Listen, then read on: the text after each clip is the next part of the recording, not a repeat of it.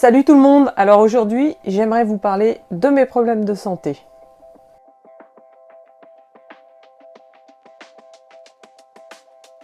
Comme vous avez pu le lire dans le titre de la vidéo, j'ai une thyroïdite d'Hashimoto et une tumeur au cerveau. Donc je vais vous expliquer dans un premier temps comment on a découvert la thyroïdite d'Hashimoto, puis la tumeur au cerveau.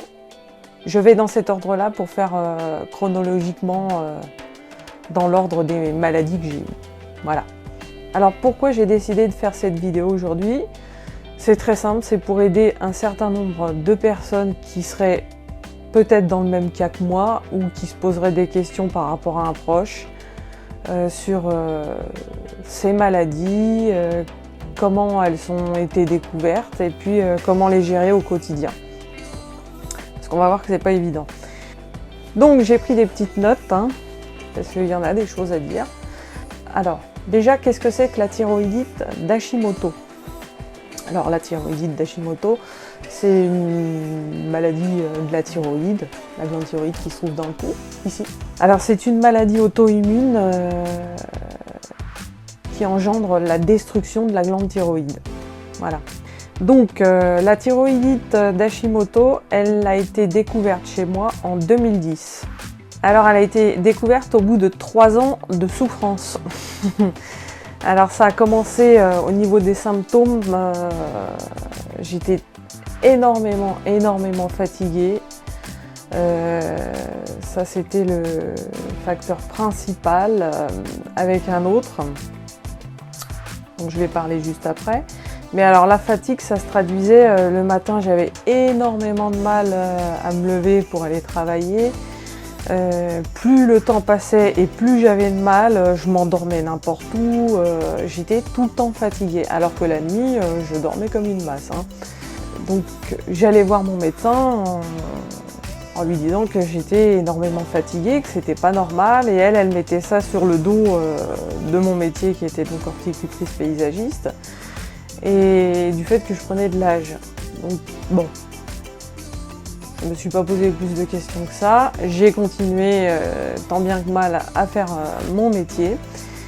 Et à ça s'est ajouté d'autres symptômes par la suite.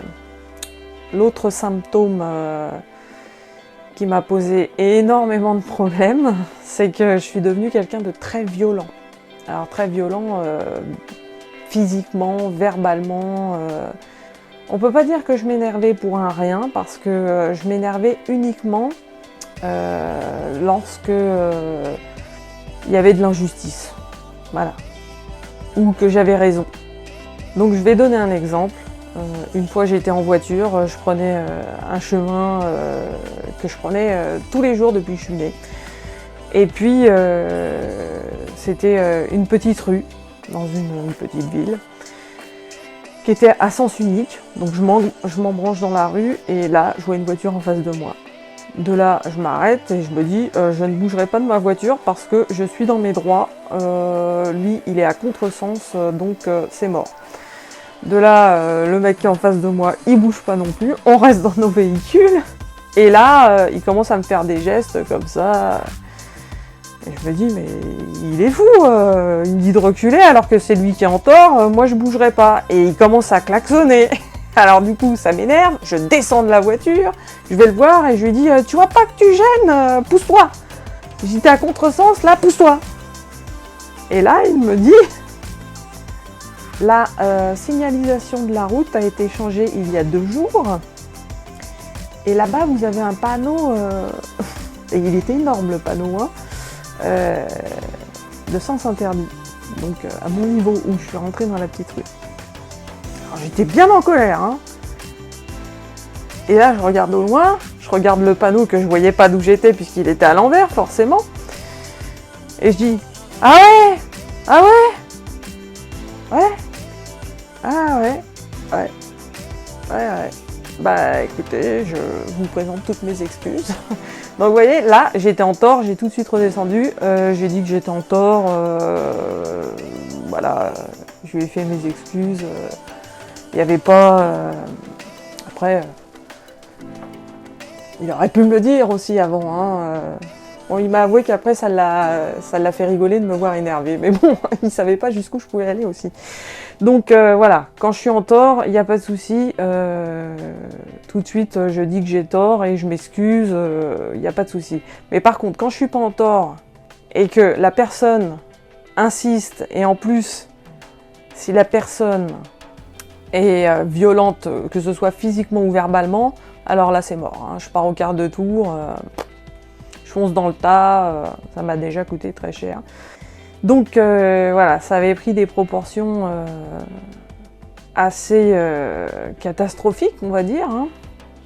Sans compter la prise de poids, les douleurs musculaires, l'état dépressif. Ah oui, parce que ça, c'est venu en 3e. Alors là, le problème, c'est que donc j'étais très fatiguée, j'étais très énervée, très irritable, et j'étais incomprise de mon médecin, qui ne trouvait pas ce que j'avais, qui me disait bon bah ça doit être parce que vous êtes stressé, vous évoluez dans un milieu professionnel peut-être qui est stressant, alors que ce n'était pas du tout le cas. Donc la solution n'était pas trouvée. Donc suite à ça, mon état a empiré et je suis rentrée en dépression. Et au bout de 3 ans de recherche, c'est là qu'en 2010, enfin, on a découvert que j'avais une thyroïdite d'Hashimoto. Donc j'ai fait, pour la découvrir, une prise de sang TSH T3, T4. Et apparemment, bon, c'était flagrant. Alors je ne sais plus quel résultat ça avait donné, mais c'était flagrant. J'ai aussi fait une échographie de la glande thyroïde qui a bien confirmé le diagnostic de la thyroïdite d'Hashimoto, donc j'ai un goitre. Alors, le goitre est présent. Non, c'est pas mon coup de dindon habituel, hein. Avant j'avais pas ça, maintenant je l'ai, c'est comme ça. Et donc, à la suite de la découverte de cette maladie, j'ai été voir un endocrinologue qui m'a prescrit du lévothyrox. J'ai été en voir plusieurs, hein, même. Et à la suite de cette prescription, normalement, je devais retrouver un état, on va dire, psychologique et physique normal. Et c'est là que vous allez me dire, donc tout est bien, qui finit bien. Eh bien non, parce que les symptômes, je les ai toujours. Alors, peut-être moins intensément au niveau de l'énervement, je m'énerve beaucoup moins vite et tout ça. Mais la grande fatigue, elle est toujours présente, et je trouve que c'est de pire en pire d'ailleurs. Et l'état dépressif, il est toujours présent, et c'est la même chose, c'est de pire en pire. Et la prise de poids, et alors là, j'ai explosé mon record avec 116 kg, attention. Oui, parce que quand on a une thyroïdite d'Hashimoto, on a toujours un état dépressif, donc du coup, on nous donne des antidépresseurs. Alors là, j'en ai pris plein, hein. Là, c'est quoi? Ça, c'est Effexor. Ici, on a Séroplex, j'en ai pris un autre, je ne sais plus le nom. Mais le dernier, ça avait été celui-ci. L'Effexor. Non, je sais plus. Bon, ça c'est le générique, c'est Mirtazapine. Donc Mirtazapine, ce qui m'a fait prendre 20 kg. Je suis arrivée à 116 kg grâce à ce médicament. Et en plus, ça n'a pas soigné mon état dépressif. Du coup, là je l'ai arrêté depuis 2 mois. J'ai déjà perdu 11 kg juste en l'arrêtant. Bref, ça c'était aussi un symptôme parmi tant d'autres. Tout ça pour dire que si vous avez une thyroïdite d'Hashimoto et que vous voulez témoigner ou apporter des informations à ceux qui en souffrent aussi ou des connaissances, n'hésitez pas à écrire sous cette vidéo dans les commentaires, partagez votre expérience. Si vous aussi vous souffrez de syndrome malgré les traitements, bon dites-le au moins. Même si les médecins font rien, parce que faut bien dire ce qui est vrai, c'est que les médecins, on a beau leur dire que les symptômes sont toujours présents, eux, ils partent du principe que si le taux de TSH est bon, c'est dans votre tête. Et j'ai donc lu aussi une étude, c'était d'un médecin allemand, je crois, qui semblait dire que plus ces problèmes de thyroïde sont détectés tard, plus les symptômes, malgré le traitement, persistent. Alors le traitement qui nous est donné, c'est du lévothyrox, ce sont des hormones qui sont censées remplacer les hormones que la glande thyroïde ne produit plus. Moi je suis à 87,5 au niveau du dosage de lévothyrox. Et bon, malgré tout, les symptômes sont toujours là. Donc encore une fois, vraiment, si vous voulez partager votre expérience par rapport à cette maladie ou faire des commentaires, n'hésitez pas en dessous de cette vidéo à vous exprimer. Si ça peut aider, c'est toujours bon à prendre. Alors maintenant, deuxième chose, alors là c'est quelque chose de récent. J'ai donc une tumeur au cerveau, côté gauche, pour moi, droit pour vous. Alors elle n'est pas très grosse, elle fait 3 cm de diamètre et donc elle est située dans une zone apparemment du cerveau qui contrôle tout ce qui est gestuel, parole, vue, enfin plein de choses qui sont indispensables dans la vie de tous les jours. Donc comment on m'a découvert cette tumeur au cerveau? Alors je tiens à le préciser, c'est une tumeur bénigne, donc qui n'est pas cancéreuse normalement, mais je dois faire des IRM tous les 6 mois pour contrôler. Et donc comment on a découvert cette tumeur? C'est tout simple, c'est parce que quasiment du jour au lendemain, en plus de mes symptômes de ma thyroïdite d'Hashimoto, j'ai commencé à avoir des vertiges. Quand je marchais, je voyais le sol qui bougeait, accompagné de vertiges, des maux de tête. C'était vraiment très embêtant et alors je n'avais plus du tout d'équilibre. Donc quand je marchais, je me mettais à tituber comme si j'étais saoule. Enfin c'était, et ça l'est toujours, épouvantable. Donc de là, j'ai passé plein d'examens au niveau des oreilles, parce qu'apparemment on a des cristaux dans les oreilles qui auraient pu expliquer ce genre de symptômes. J'ai passé un tas de prises de sang, j'ai encore passé des échographies au niveau de ma thyroïde. Et puis à un moment donné, mon médecin s'est dit je vais te faire passer une IRM au niveau d'un truc qui se trouvait dans les oreilles, autre que les cristaux, et on va voir si ça vient pas de ça. Et lorsque j'ai passé cette IRM, mes oreilles allaient très bien, donc le médecin qui m'a reçu le jour de l'IRM m'a fait rentrer dans un bureau et m'a dit écoutez, au niveau de vos oreilles, tout va très bien, il n'y a pas de souci. Par contre, j'ai découvert autre chose. Alors je dis c'est quoi? Elle me dit vous avez une petite tumeur au niveau du cerveau qui pourrait peut-être expliquer vos symptômes.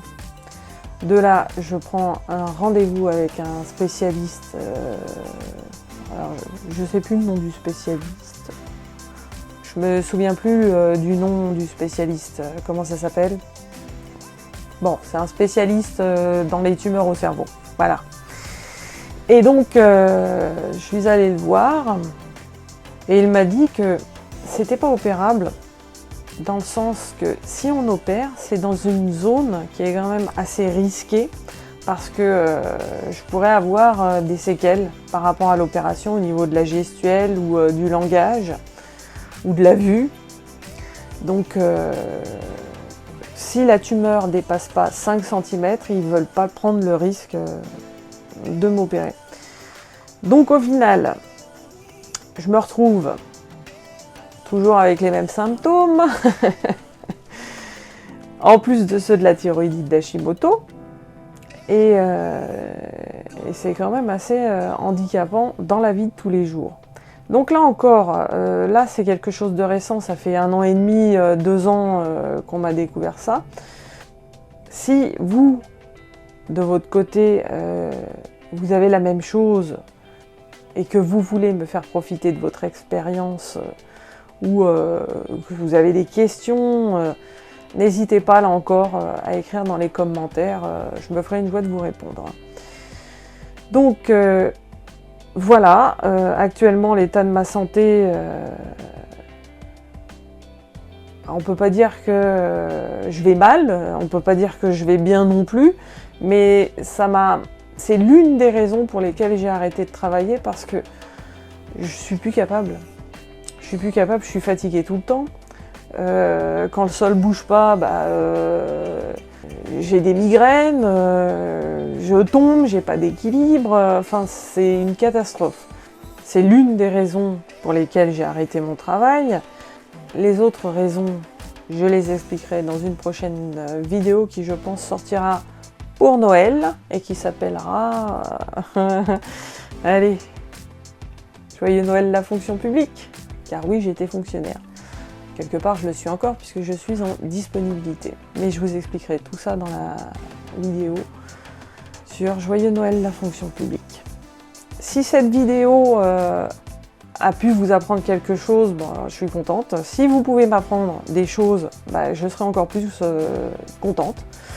N'hésitez pas à la partager pour qu'un plus grand nombre d'individus puissent en bénéficier et puis interagir avec mon témoignage et les vôtres.